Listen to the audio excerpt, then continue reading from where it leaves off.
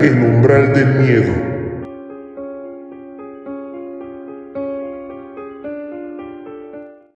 El payaso asesino.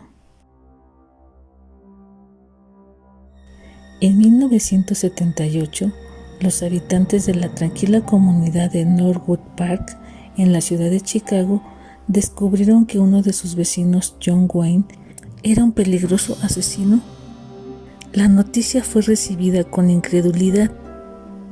John Wayne era un ciudadano ejemplar, un pilar de la comunidad y un exitoso hombre de negocios. No podía ser un asesino, era imposible. Muy pronto descubrirían que estaban equivocados. El 22 de diciembre de 1978, la policía de Des Plaines comenzó a desenterrar restos humanos ocultos bajo el suelo de una casa en el número 8213 de West Summerday Avenue en Norwood Park, Chicago, Illinois. En pocos días llegaron a aparecer 29 cadáveres. El propietario de la vivienda era John Wayne, un hombre corpulento y de apariencia simpática, muy apreciado por sus vecinos. Poco después, 4 cuerpos más fueron descubiertos en el río Des Plaines, a solo unos pocos kilómetros de la residencia del ciudadano ejemplar. Todos, 33 en total, eran hombres jóvenes y murieron asesinados después de ser torturados y de que su agresor abusara de ellos sexualmente. ¿Quién era exactamente John Wayne? Y sobre todo, ¿cómo es posible que uno de los asesinos en serie más prolíficos de la historia pudiese pasar desapercibido entre sus vecinos y familiares? John Wayne nació el 17 de marzo de 1942 en Chicago, en una familia de clase trabajadora de ascendencia polaca y danesa. Su madre, Marion Elaine Robinson, era farmacéutica. Su padre, John Gacy, era un obrero de la construcción, alcohólico que maltrataba a su mujer y a sus 3 hijos. El objeto más frecuente de la ira del cabeza de familia solía ser el único varón, John Jr., un niño con sobrepeso sin aptitudes atléticas que distaba mucho de ser el hijo con el que su padre había soñado. No solo estaba exento de la clase de gimnasia a causa de una dolencia cardíaca congénita, sino que sufría jaquecas, desvanecimientos y mareos. Además, era un mal estudiante. Otros padres de niños enfermizos podían al menos presumir de los buenos resultados académicos de sus hijos, pero a John padre no le quedaba ni ese consuelo. Aún así estaba dispuesto a conseguir que su hijo fuera alguien en la vida, y la forma en la que pretendía lograrlo era a base de mano dura, aunque tuviera que matarlo a palos. John hijo iba a hacer que se sintiera orgulloso de él. El miedo que Gacy sentía por su padre hizo que le ocultaran un episodio que sin duda debió de afectarle profundamente. Cuando solo tenía 9 años, un amigo de la familia abusó sexualmente de él, pero prefirió callar a arriesgarse a que se le culpara de lo que había pasado y volviera a ser castigado. Además, el resultado de los esfuerzos de John padre no fue precisamente el que esperaba. El chico dejó el instituto sin haber conseguido graduarse. A los 20 años, John Wayne tomó una decisión que supondría un claro punto y aparte en su vida. Después de una discusión con su padre, condujo hasta Las Vegas, Nevada, donde acabó trabajando como conserje en una funeraria.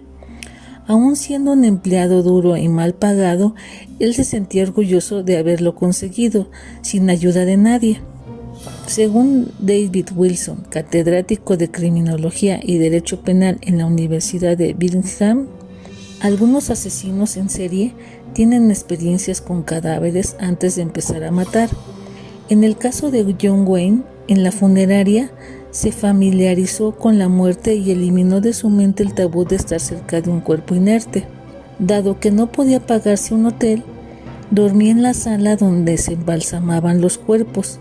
Incluso una noche llegó al extremo de meterse en el ataúd de un adolescente.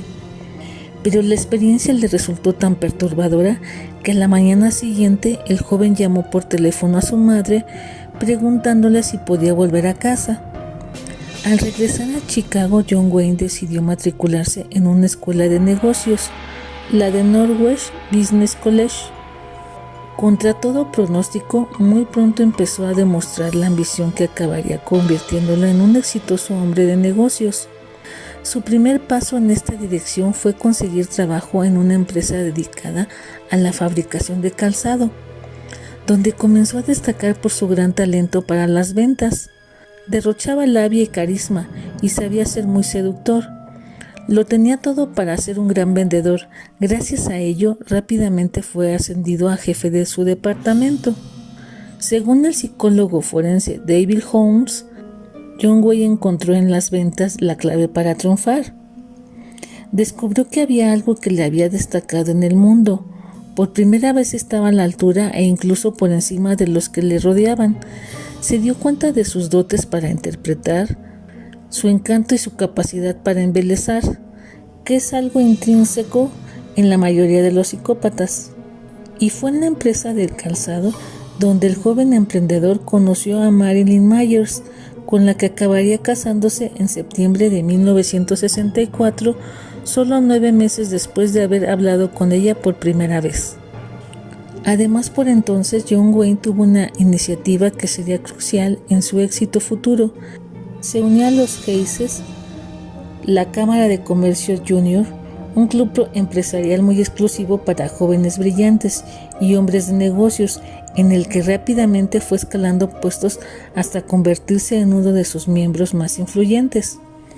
Para muchos de los Hayes, la organización es el paso previo a su entrada en la política, pero el simple hecho de ser miembro concede automáticamente un cierto nivel social.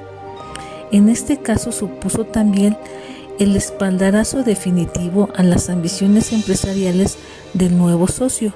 Ese mismo año, John Wayne tuvo su primera experiencia homosexual.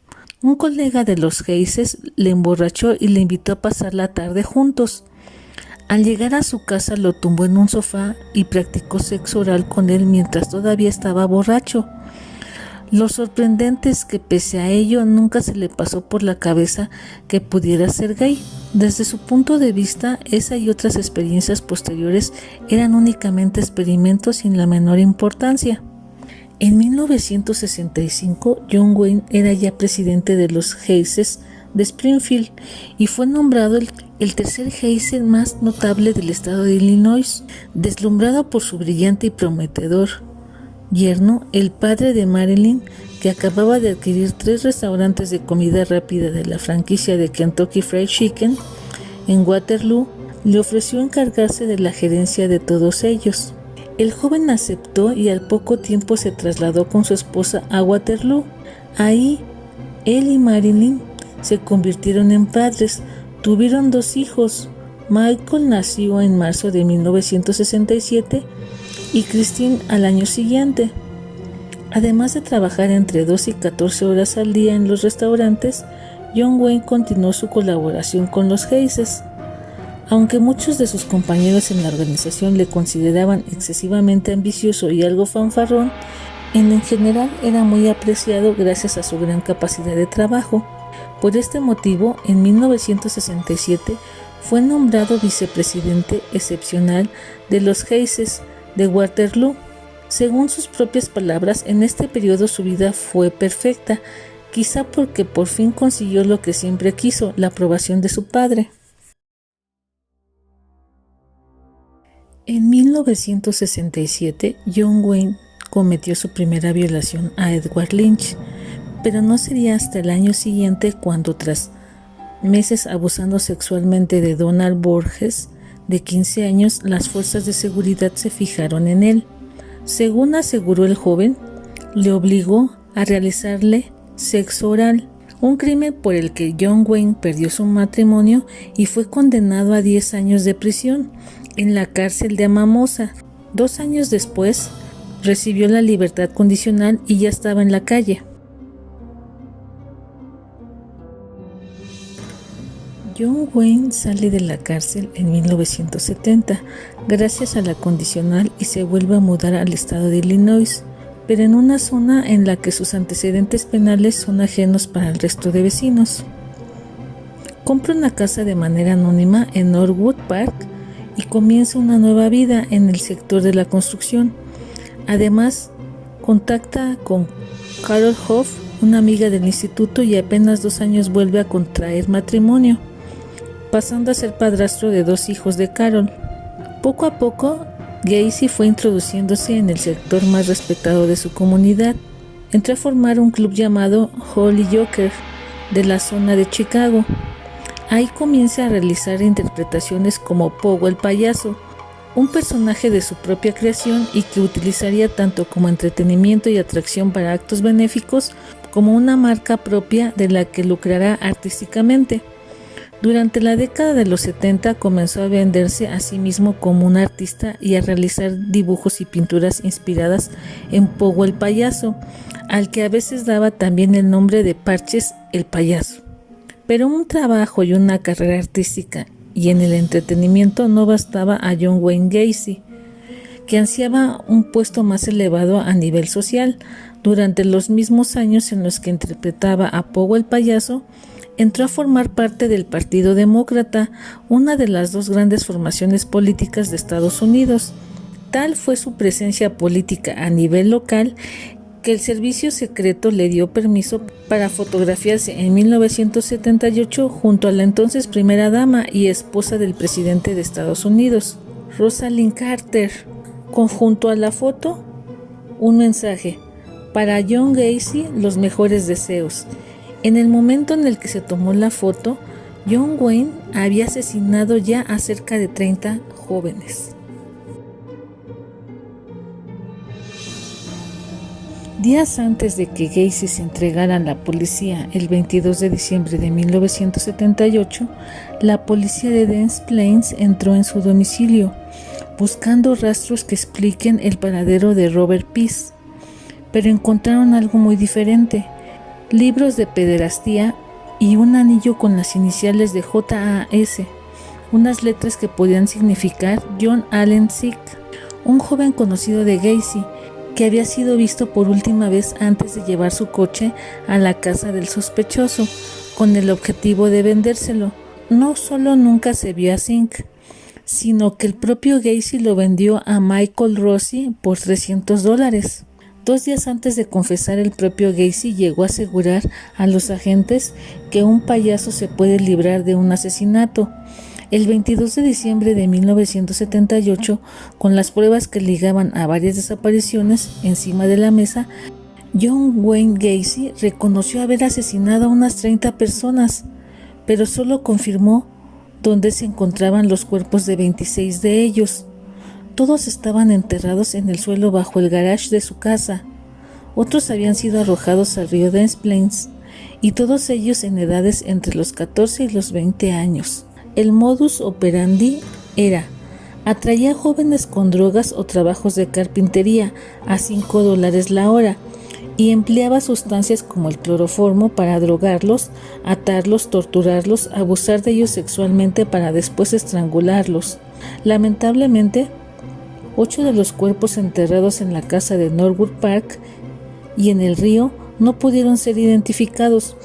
Los 4 cuerpos que Pogo el payaso se negó a dar su localización los encontró la policía en Chicago 2 décadas después, en la casa de la madre de Gacy, también enterrados. Aunque John Wayne se declaró inocente alegando enajenación mental, su confesión el 22 de diciembre de 1978 terminó siendo crucial durante el juicio, celebrado a lo largo de febrero y marzo de 1980.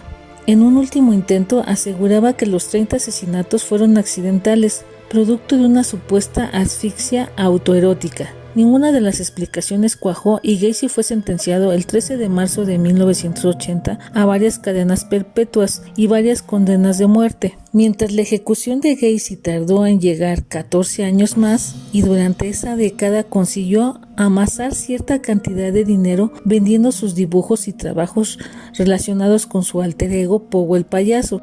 El 10 de mayo llegó el día y uno de los peores asesinos múltiples de la historia de Estados Unidos terminó una vida de crímenes bajo unas palabras grabadas en piedra. Matarme no hará regresar a ninguna de las víctimas. Besadme el culo, nunca sabréis dónde están el resto. El nombre de las víctimas de Gacy, enterradas en la casa de su madre, en su domicilio y lanzadas al río, fueron las siguientes: